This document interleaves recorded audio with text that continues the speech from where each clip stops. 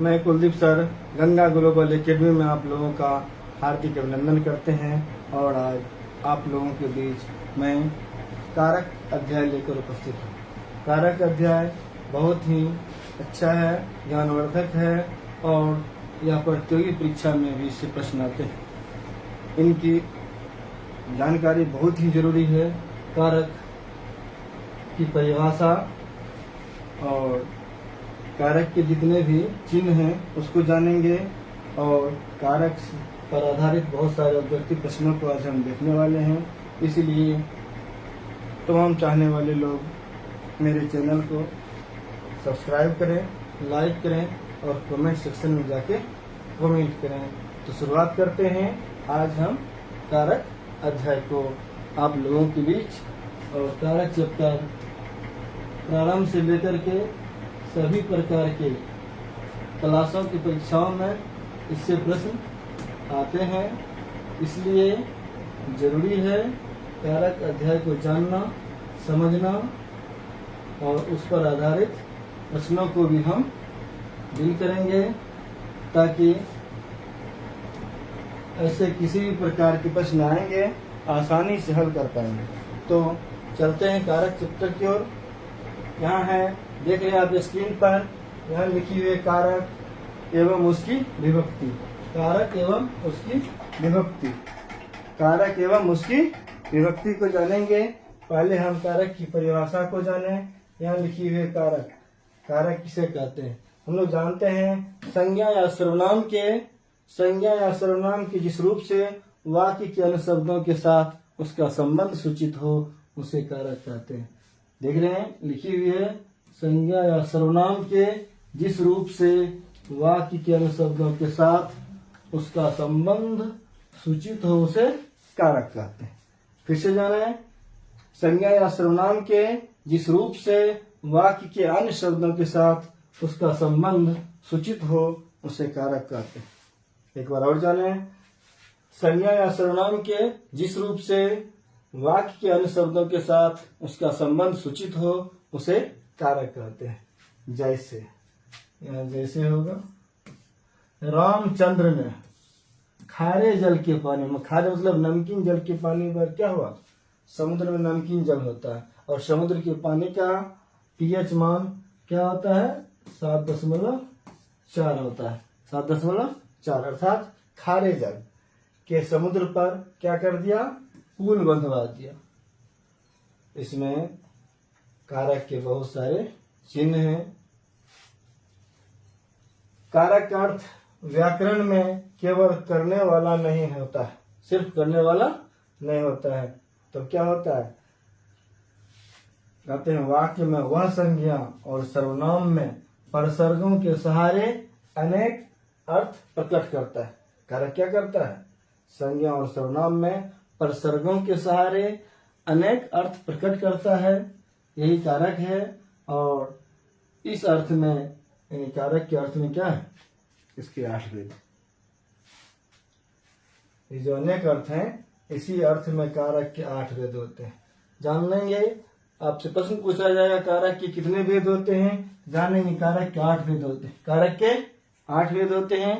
कारक के 8 भेद होते हैं। कारक कितने भेद होते हैं? 8 भेद होते हैं। कारक जान लिए, इनकी भेद को जान लिए, कारक की परिभाषा को समझे। अब परसर्ग को विभक्ति चिन्ह कहते हैं। परसर्ग क्या होता है? विभक्ति चिन्ह। यहाँ इसी चीज की प्रयोग किया जाता है, परसर्गों के सहारे, यानी विभक्ति चिन्ह के सहारे। क्या होता है? विभक्ति चिन्ह के सहारे इसके 8 भेद होते हैं। परसर्ग को क्या कहते हैं?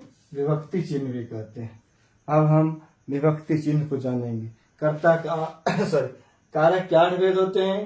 कर्ता, नंबर 1 में कर्ता, दूसरा कर्म, तीसरा करण, चौथा संप्रदान, फिर आपादान, फिर संबंध, अधिकरण, संबोधन। इस प्रकार 60 भेद होते हैं। कर्ता, कर्म, करण, संप्रदान, आपादान, संबंध, अधिकरण, संबोधन। कर्ता, कर्म, करण, संप्रदान, आपादान, संबंध, अधिकरण, संबोधन।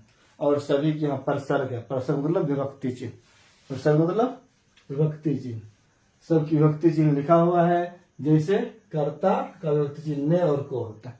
कर्ता का विभक्ति चिन्ह ने और को होता है। कर्म का को और शून्य, शून्य तुम्हें कुछ नहीं। करण का विभक्ति चिन्ह से होता है। करण का विभक्ति चिन्ह से होता है। संप्रदान का विभक्ति चिन्ह का के लिए, का के लिए। यहाँ को होना चाहिए, को के लिए। संप्रदान को के लिए, संप्रदान को के लिए। यहाँ अपादान से संबंध का विभक्ति का के की, संबंध का विभक्ति का के की। अधिकरण का विभक्ति में और पर होता है। संबोधन का हे अजि अहो अरे, हे अजि अहो अरे। इस प्रकार कारक के 8 भेद और उसकी विभक्ति को जाना। फिर से समझेंगे। कर्ता की विभक्ति ने होता है और को होता है। कर्म को या शून्य, करण का से, संप्रदान को के लिए, आपादान से, संबंध का के की, अधिकरण में और पर, संबोधन हे अजि अहो अरे। देख रहे हैं, कर्ता ने और को, कर्म को शून्य, करण से, संप्रदान की विभक्ति को के लिए, आपादान विभक्ति से, संबंध विभक्ति का के की, अधिकरण विभक्ति में और पर, संबोधन विभक्ति हे अजि अहो अरे। अब यहाँ लिखी हुई है कर्ता कारक। अब हम एक एक की परिभाषा को जानेंगे। पहला है कर्ता कारक। ऐसे तो हम लोग जानते हैं काम करने वाला को कर्ता कहते हैं, काम करने वाले को कर्ता कहते हैं। जो काम, जैसे मैं पढ़ाता हूँ, वह जाता है, राम गीत गाता है, जो काम कर रहा है वही करता है। यानी वाक्य में जो पद, वाक्य में जो पद काम करने वाले के अर्थ में होता है, वाक्य में जो पद काम करने वाले के अर्थ में होता है, उसे हम कर्ता कारक कहते हैं। क्या कहते हैं? कर्ता कारक कहते हैं। जैसे मोहन पढ़ता, पढ़ने का काम कौन कर रहा है? मोहन। मोहन हो गया कर्ता। इसमें विभक्ति ने है। क्या विभक्ति? ने। जैसे कर्ता ने, कर्ता विभक्ति क्या होता है? ने। अब चलते हैं, कर्ता के ने चिन्ह का प्रयोग करना। कर्ता के ने चिन्ह का प्रयोग निम्नलिखित रूप से कर सकते हैं। जैसे ने का प्रयोग कर्ता के साथ होता है। ने का प्रयोग किसके साथ होता है? कर्ता का। तब जब एक पद या संयुक्त क्रिया सकर्मक भूतकाल में होता है। जब एक पद या क्या होता है? संयुक्त क्रिया, जिसमें एक से अधिक क्रिया मिली हो। सकर्मक भूतकाल में होता है। सकर्मक अकर्मक पहले बता दिए। केवल सामान्य भूत, आसन्न भूत, पूर्ण भूत और संदिग्ध भूत, ये काल के भेद होते हैं। भूतकाल के सामान्य भूत, आसन्न भूत, पूर्ण भूत, संदिग्ध भूत, इसमें ने विभक्ति लगती है। क्या लगती है? ने विभक्ति। जैसे राम ने रोटी खाई, सामान्य भूत का वाक्य हो गया राम ने रोटी खाई। राम ने रोटी खाई, ये सामान्य भूत है। कौन भूत हुआ? सामान्य भूत। राम यहाँ ने किसी का प्रयोग हुआ है, ये कर्ता कारक है। उसी प्रकार आसन्न भूत में क्या है? राम ने रोटी खाई है लग गया। राम ने रोटी खाई है, ये आसन्न भूत हुआ। खाने का काम राम के द्वारा हो रही है। फिर पूर्ण भूत, यहाँ पूर्ण रूप से काम संपन्न हो जाता है। जैसे राम ने रोटी खाई थी, पहले खा चुकी थी, पूर्ण हो गया।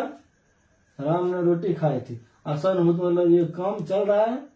अब संदिग्ध भूत, इसमें संदेह का बोध होता है। संदिग्ध भूत में संदेह का बोध होता है। जैसे राम ने रोटी खाई होगी, राम ने रोटी खाई होगी, राम ने रोटी खाई होगी, ये निश्चित नहीं है, ये जो है संदिग्ध है। खाई कि नहीं खाई ये नहीं जानी, लेकिन लिखा हुआ है राम ने रोटी खाई होगी। ऐसे सामान्यतः जो है अकर्मक क्रिया में ने विभक्ति नहीं लगती। सामान्यतः अकर्मक क्रिया, जितना भी अकर्मक, सोना, पढ़ना, सॉरी सोना क्या होगा? अकर्मक क्रिया। सोना क्या हो? अकर्मक क्रिया। जो भी अकर्मक क्रिया है उसमें अन्य विभक्ति नहीं लगता, किंतु कुछ ऐसी अकर्मक क्रिया है उसमें नहीं विभक्ति लगती है। जैसे नहाना, इससे कोई काम, छींकना असामान्य क्रिया कभी हो सकती है। थूकना, ये सब क्या है? अकर्मक क्रिया है। इस क्रिया से कोई फायदा नहीं है।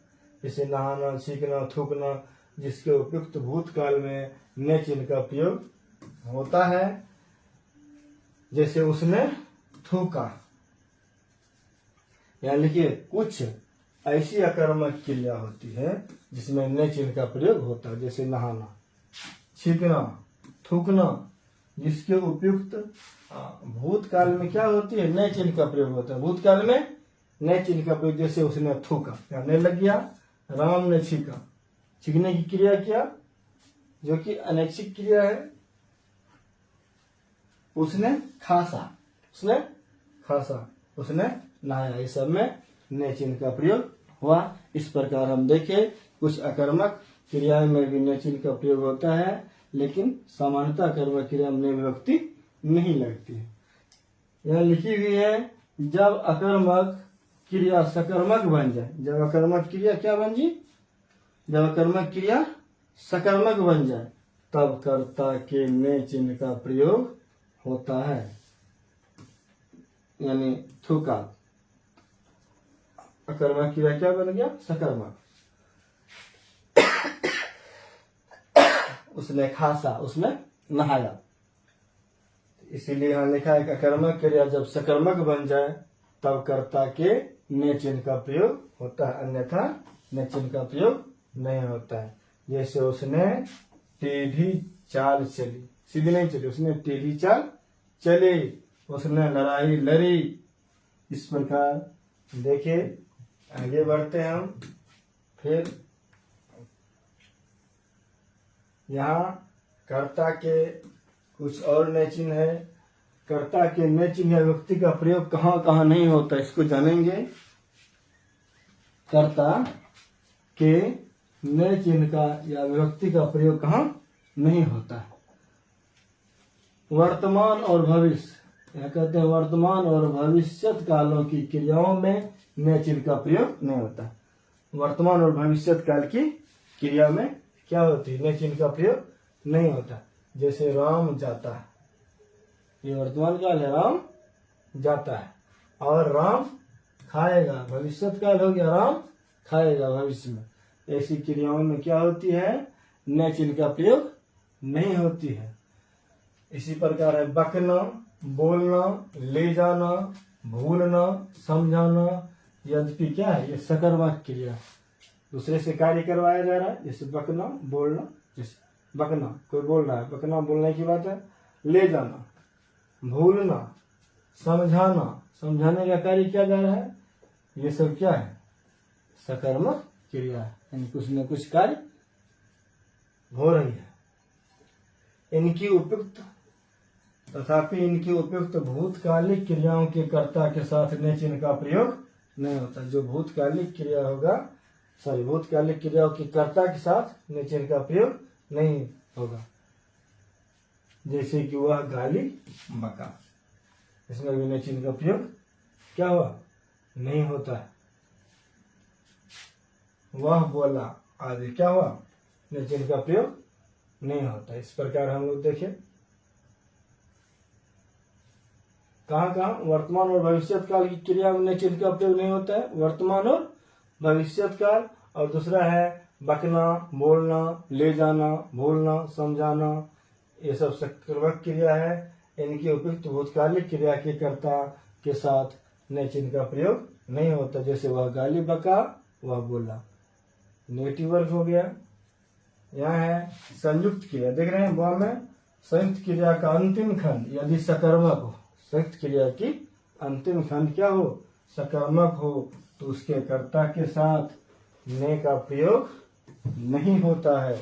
जैसे मैं खा चुका हूँ, खाना सकर्मक क्रिया हो गया, उसमें न चिन्ह का प्रयोग नहीं हुआ। इस प्रकार ने चिन्ह का कहाँ कहाँ प्रयोग होता है, कहाँ नहीं होता है, कर्ता के साथ इसका वर्णन यहाँ किया गया है। अब हम कारक की दूसरी भेद को जानेंगे।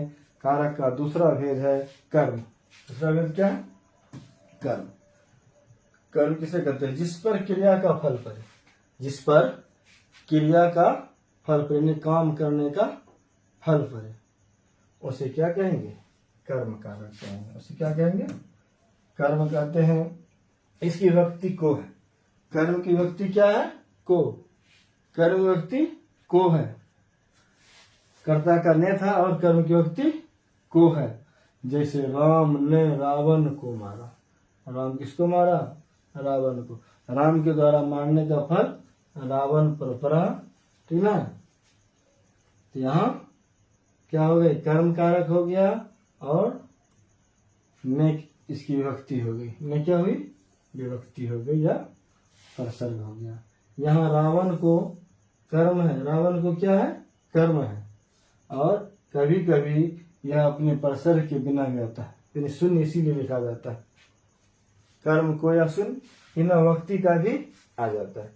जैसे सीता फल खाते, खाने का फल कौन कर रहा है? खाने का कार्य सीता कर रही है, ठीक ना।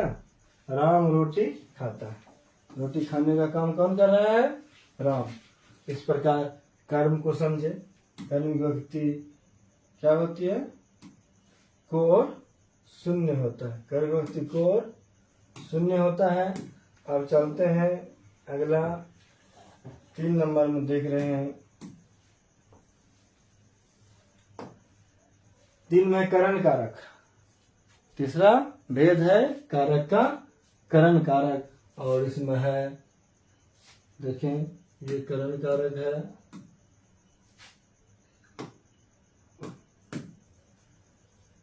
करण जिससे काम हो, जिससे क्या हो? काम हो, उसे करण कारक कहते हैं। जिससे काम हो उसे करण कहते हैं। कर्ता जिस साधन से काम करता है, कर्ता जिस साधन से काम करता है उसे करण कहते हैं। इसकी विभक्ति से। इसकी विभक्ति क्या है? से। जैसे वह कलम से लिखता है। लिखने का काम किससे करता है? कलम से। कलम साधन हो गया और इसकी विभक्ति से हो गया। जैसे माँ चाकू से, माँ चाकू से क्या करती है? माँ चाकू से सब्जी काटती है। माँ चाकू से सब्जी काटती है। यानी कि काटने का काम किससे हो रहा है? चाकू से। चाकू हो गया करण और से इसकी विभक्ति हो गई। से क्या हो गई? विभक्ति हो गई। इस प्रकार चौथा नंबर है संप्रदान कारक। क्या है? संप्रदान कारक। कहां से जानेंगे? कर्ता जिसके लिए काम करता है, यानी जिसके लिए काम किया जाए उसे क्या कहते हैं? संप्रदान कारक। जिसके लिए काम किया जाए, काम तो कर्ता करता है लेकिन जिसके लिए काम किया जाए उसे संप्रदान कारक कहते हैं। इसकी विभक्ति को और के लिए। इसकी विभक्ति को और इसकी विभक्ति को और के लिए। संप्रदान विभक्ति को और के लिए है। जैसे शिष्य ने अपने गुरु के लिए सब कुछ किया। शिष्य अपने गुरु के लिए सब कुछ किया। गरीब को धन दीजिए। काम दूसरे के लिए कर रहा है, गरीब को धन दीजिए। जैसे यह भी कह सकते हैं, मैं परीक्षा पास करने के लिए पढ़ा। आप लोग नौकरी पाने के लिए पढ़ रहे हैं, इत्यादि इत्यादि हो सकता है। और 5वां है, यह है अपादान कारक। 5वां क्या है? अपादान कारक। अपादान कारक की परिभाषा समझें। जिससे किसी वस्तु को अलग किया जाए। जिससे किसी वस्तु को अलग किया जाए उसे अपादान कारक कहते हैं। अर्थात कह सकते हैं अपादान हुआ है जिसमें किसी को अलग करने का बोध, किसी को अलग करने का बोध हो, वह अपादान कारक कहलाता है। और इसकी वक्ति चिन्ह से होता है। इसकी वक्ति चिन्ह क्या होता है? से। जैसे वह अपने घर से बाहर गया, यानी घर से अलगाव का बोध हो रहा है। घर से बाहर निकला, पेड़ से पत्ते गिरे। पेड़ से क्या हुए? पत्ते अलग हो गए, पेड़ से पत्ते गिरे। यहाँ अलगाव का बोध हो रहा है। कह सकते हैं विद्यालय से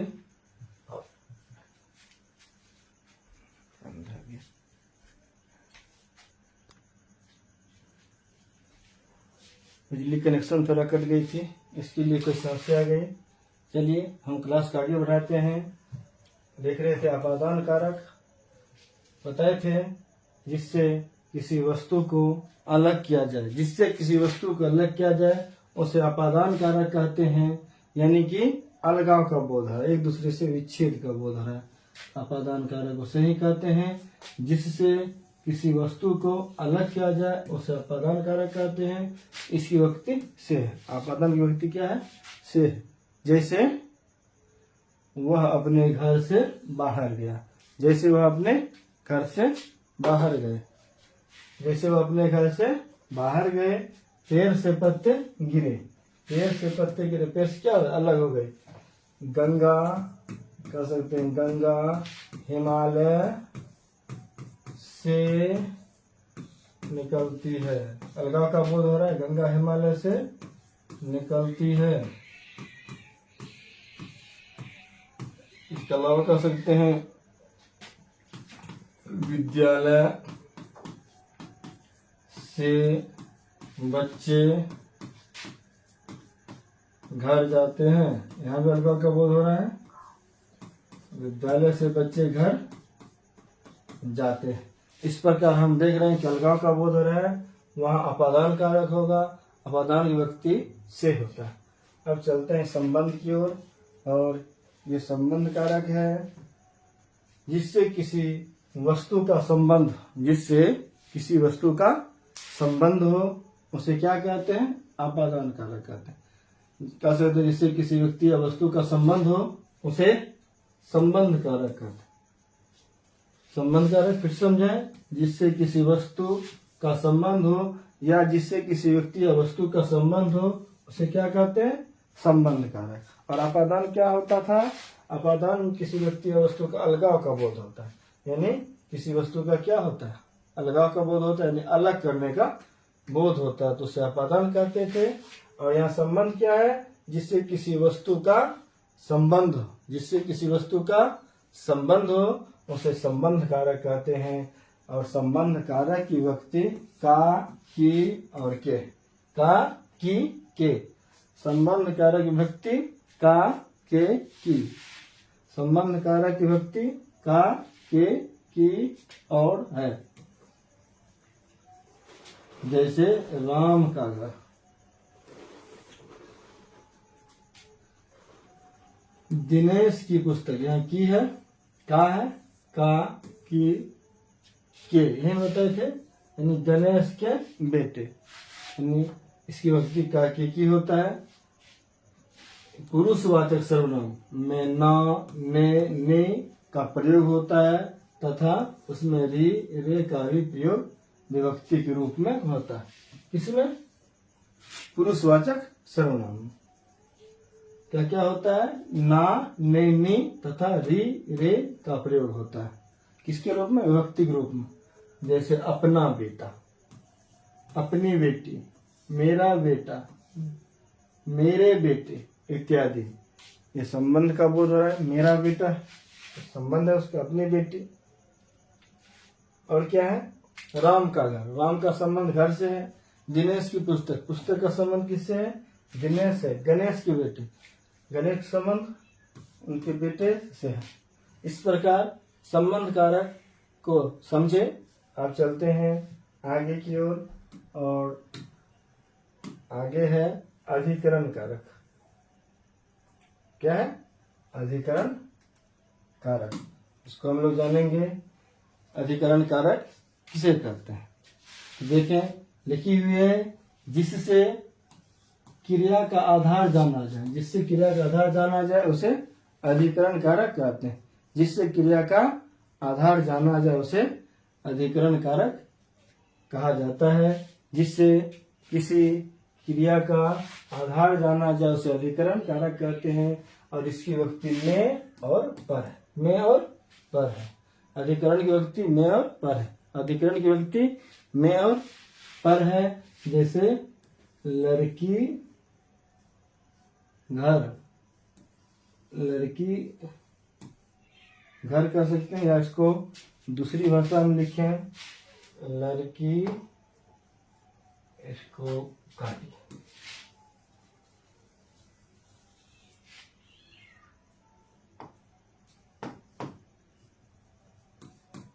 लड़की कह सकते हो खाट पर, हम लिख सकते हैं लड़की खाट पर बैठी। तो बैठने का अधिकार उसको है खाट पर, वह खाट पर बैठ रही है, वहां अधिकरण कारक हो गया। फिर है वह अपने घर में बैठा है, कहाँ बैठा है, घर में बैठा है, अधिकरण कारक हो गया, उस पर अधिकार है, उनका घर है, यहाँ अधिकरण कारक हो गया। लड़की खाट पर बैठा है और वह अपने घर में बैठा है। चलिए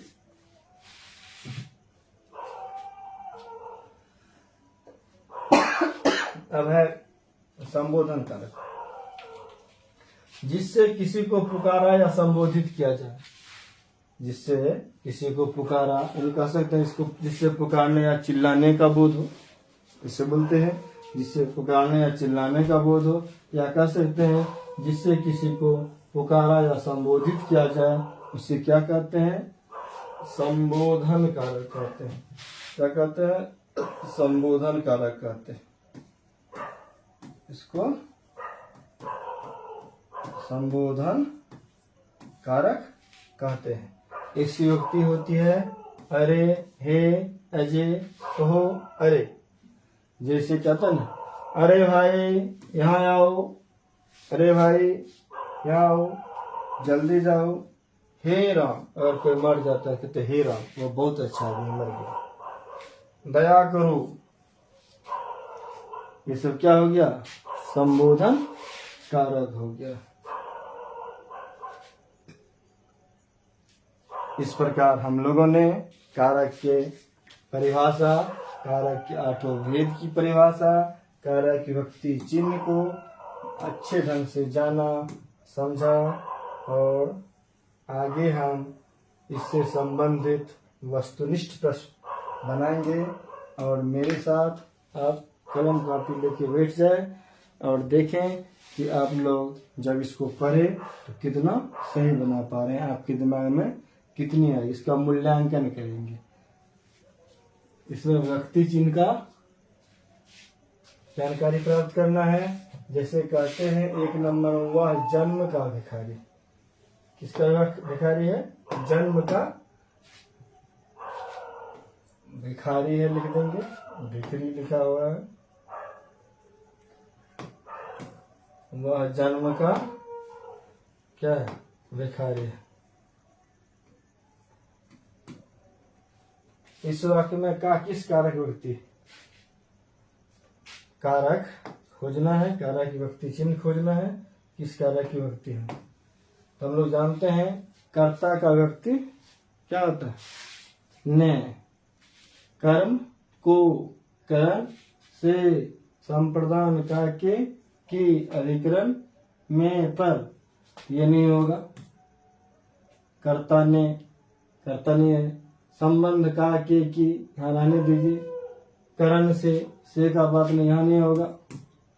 संप्रदान को के लिए, संप्रदान को के लिए, वह जन्म का भिखारी है, अपने लिए नहीं कर रहा है, वह जन्म का भिखारी। संप्रदान तो होगा नहीं,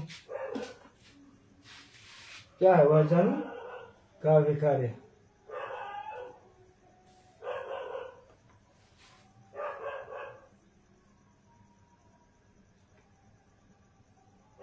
देखिए समझिए इसका सही आंसर कौन होगा। ये 2 छट गया, 50% बचा है।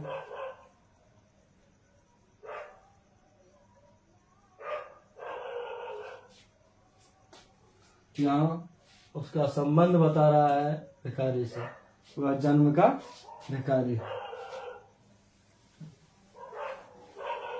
1 नंबर का सही जवाब ऑप्शन नंबर ए होगा। चलिए अगले प्रश्न की ओर लेते हैं। ये प्रश्न क्वेश्चन नंबर 2 है। 2 को देखें। वह ग्राम में वास करते, इसमें वे में किस कारक की व्यक्ति है, इसमें में खोजना है किस कारक की व्यक्ति है।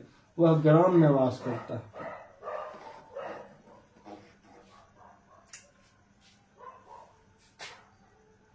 इस साधन करण क्या होता है, कर्ता जिस साधन से काम करता है करण नहीं होगा। संप्रदान को के लिए होता है, ये भी नहीं होगा। संबंध का के की, जैसे वह ग्राम में वास करता है, यहाँ अधिकार का बोध हो नहीं रहा, अधिकरण कारक नहीं है। वह ग्राम में वास करता है, यहाँ संबंध कारक का बोध हो रहा है, अर्थात वह ग्राम में वास करता है। गांव से इसका संबंध है, यहाँ संबंध कारक हुआ। और 2 का सही जवाब ऑप्शन नंबर ए हुआ। 2 का सही जवाब ऑप्शन नंबर ए हुआ। जिन बच्चों ने 2 का सही जवाब ऑप्शन नंबर ए लगाया होगा उनका बिल्कुल सही जवाब होगा।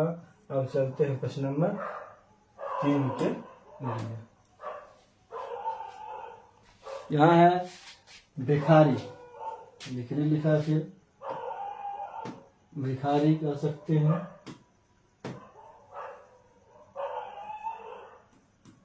भिखारी को भीख दो, भिखारी को भीख दो, इसमें को किस कारक होती है।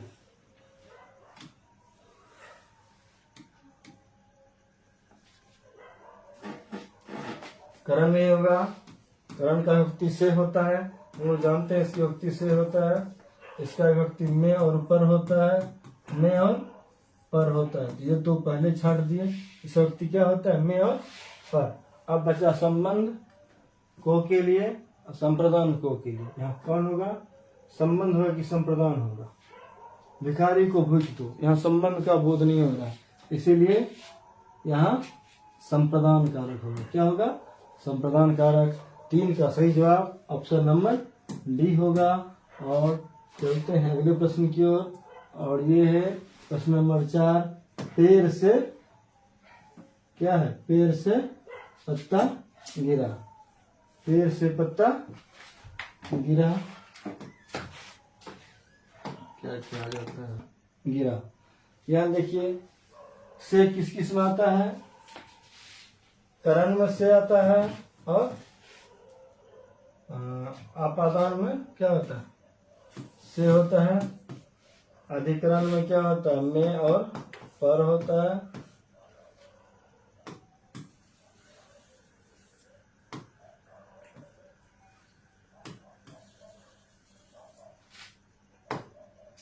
अधिकरण का विभक्ति होता है में और पर।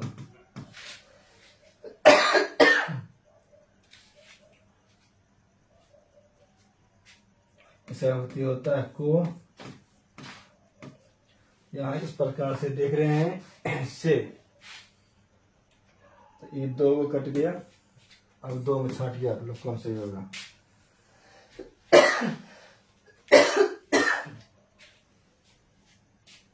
देख रहे हैं पेड़ से पत्ता गिरा, तो अलगाव का बोध हो रहा है। और अलगाव कहाँ होगा, आपादान कारक में। क्या होगा, आपादान कारक में अलगाव का बोध होता है। इस प्रकार 4 का सही जवाब ऑप्शन नंबर बी रहा। और हम चलते हैं प्रश्न नंबर 5 की ओर। यहाँ कहती है, देखिए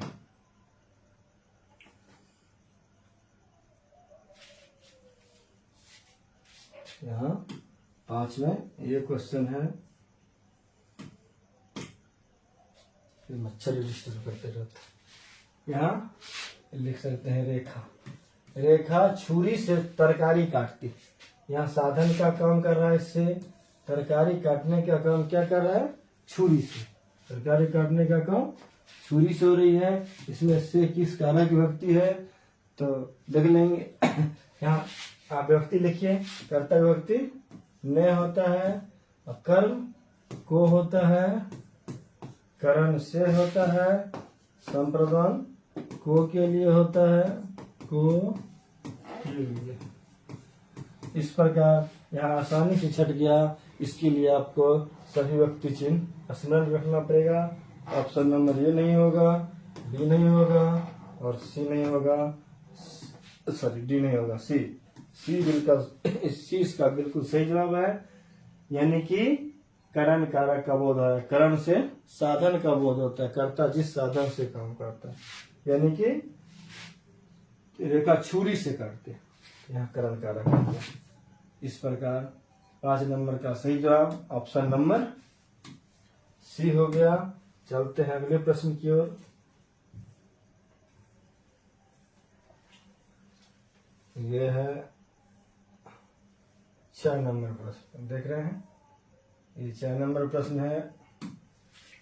और 6 नंबर प्रश्न करता है, मोहन अलमारी से किताब निकालता है। मोहन अलमारी से किताब निकालता है। यहाँ अलगाव का बोध हो रहा है। क्या हो रहा है? अलगाव का बोध हो रहा है। तो यहाँ करण कारक इसकी से होती, लेकिन ये नहीं होगा। अधिकरण में पर ये नहीं होगा। संप्रदान को की नहीं होगा। अपादान कारक होगा, क्योंकि मोहन अलमारी से किताब निकालता है। ये दोनों सेट से अलग होगा। यहाँ अपादान कारक का बोध हो रहा है। 6 का सही जवाब ऑप्शन नंबर सी हो जाएगा। चलिए नेक्स्ट प्रश्न लीजिए। प्रश्न नंबर 7 है और यहाँ कहते हैं 7 नंबर प्रश्न में कि पिताजी ने मोहन के लिए 4 किताबें खरीदी। पिताजी ने मोहन के लिए 4 किताबें के लिए, इसमें से के लिए किस कारक व्यक्ति? देख रहे हैं, करण से होता है, संबंध का के की होता है, यहाँ ये दो नहीं हुआ। अधिकरण में पर संप्रदान के लिए, संप्रदान को लिए।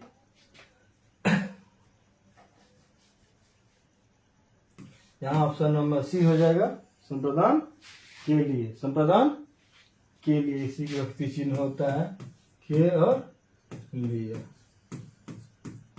अधिकरण का क्या होता है? में और पर। संबंध का क्या होता है?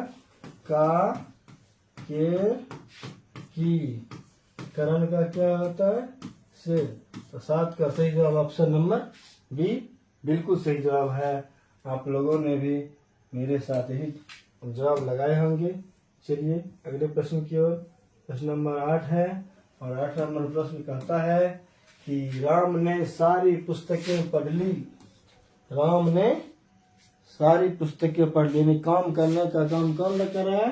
राम। तो क्या हो जाएगा? राम ने सारी पुस्तकें पढ़ ली। यहाँ पढ़ने का काम राम के द्वारा किया जा रहा है, इसलिए यहाँ कौन सा कारक हो जाएगा? यहाँ जो है हो जाएगा कर्ता कारक। कौन कारक हो जाएगा? कर्ता कारक हो जाएगा। यहाँ हो जाएगा कर्ता कारक।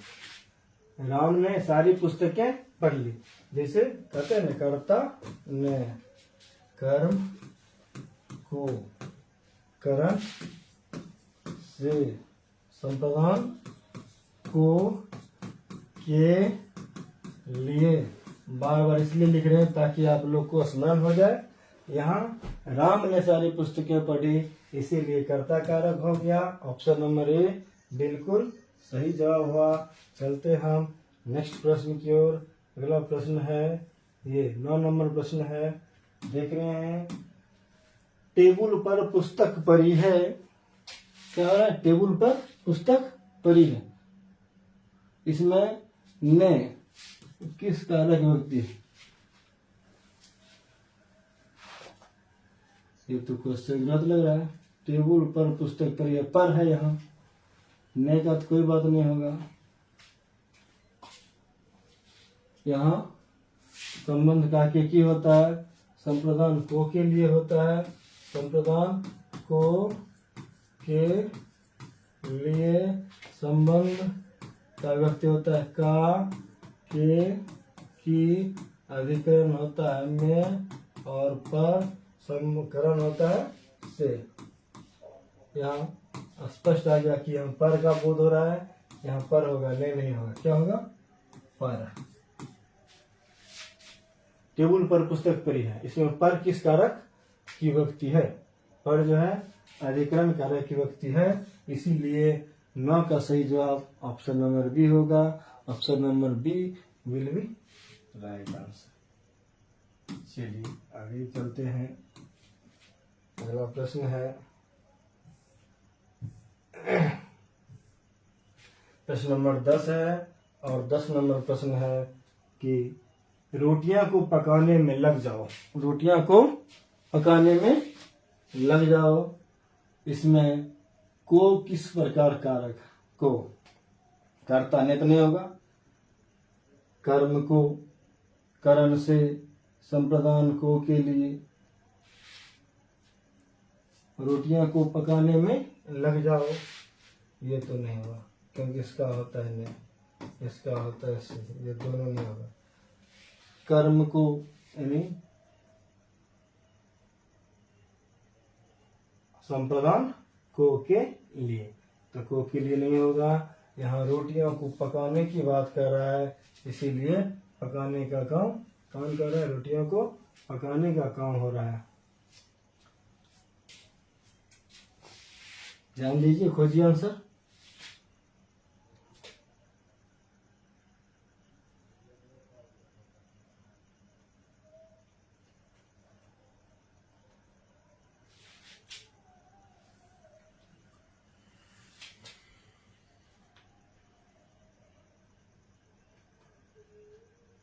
यहाँ कर्म कारक हो जाएगा, क्या हो जाएगा? कर्म कारक हो जाएगा। 10 का बिल्कुल जवाब ऑप्शन नंबर क्या होगा? यह होगा।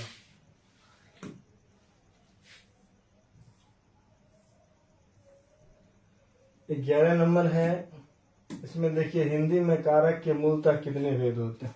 आप लोग को शुरू में बताए थे, हिंदी में कारक के मूलतः कितने भेद होते हैं? तो 8 भेद होते हैं, और 8 ऑप्शन नंबर डी में है, इसलिए 11 का सही जवाब ऑप्शन नंबर डी हो जाएगा। चलते हैं 12 की ओर। 12 नंबर में है जिस पर क्रिया का फल पड़े। क्या है? जिस पर क्रिया का फल पड़े उसे क्या कहते हैं? फिर से समझिए, काम करने वाले को कर्ता कहते हैं, जिस पर क्रिया का फल पड़े उसे कर्म कहते हैं। करण, जिस साधन से काम करते हैं उसे करण कहते हैं। संबंध, जिससे एक व्यक्ति का वस्तु का संबंध जाहिर हो, तो यहाँ हो जाएगा जिस पर क्रिया का फल पड़े उसे कर्म कहते हैं। उसे क्या कहते हैं? कर्म कहते हैं। 12 का सही जवाब ऑप्शन नंबर बी हो जाएगा। चलिए अगला प्रश्न लेते हैं, और प्रश्न नंबर अगला हो जाएगा 13 नंबर प्रश्न है। देखें, जिससे किसी वस्तु की जुदाई का बोध हो, यानी जुदाई मतलब अलगाव का बोध हो। जुदाई नहीं होनी चाहिए, लेकिन जब जुदाई हो जाएगा तो कौन कारक होगा? तो यहाँ संबोधन तो होगा नहीं, क्योंकि उसकी व्यक्ति हे, अजी, अहो, अरे होता है। करण का व्यक्ति से होता है, मतलब साधन का बोध इसमें होता है, संबंध में संबंध होता है। यहाँ आपादान का बोध होता है। क्या होता है? जिससे किसी वस्तु की जुदाई का बोध उसे क्या कहते हैं? आपादान कारक कहते हैं। जिससे किसी वस्तु की जुदाई का बोध उसे आपादान कारक कहते हैं। 13 का सही जवाब ऑप्शन नंबर सी। चलिए 14 नंबर प्रश्न ये है, और 14 नंबर प्रश्न कह रहे हैं कि मोहन ने रोटी खाई। मोहन ने क्या की? रोटी खाई। इसमें ने कौन सी व्यक्ति है? खाने का काम कौन किया? मोहन ने खाई है। ये आसन्न भूत हो जाएगा। कौन हो जाएगा? आसन्न भूत। कौन भूत हो जाएगा? आसन्न भूत, क्योंकि परिभाषा में आप लोगों ने देखा था। चलिए लास्ट प्रश्न है आज का, 15 नंबर, और इसको आसानी से आप हल कर सकते हैं। लिखा हुआ है, हे ईश्वर उन्हें माफ करना। इस वाक्य में कौन सा कारक है? यहाँ पुकारने या चिल्लाने का बोध हो रहा है, तो यहाँ क्या होगा? संबोधन कारक होगा। और 15 का आंसर बिल्कुल सही जवाब रहा है। और आप लोग क्या करेंगे? घर में जा करके इसे रिवाइज करेंगे। विभाजित करेंगे। उसके बाद क्या करेंगे, ऑब्जेक्टिव प्रश्न,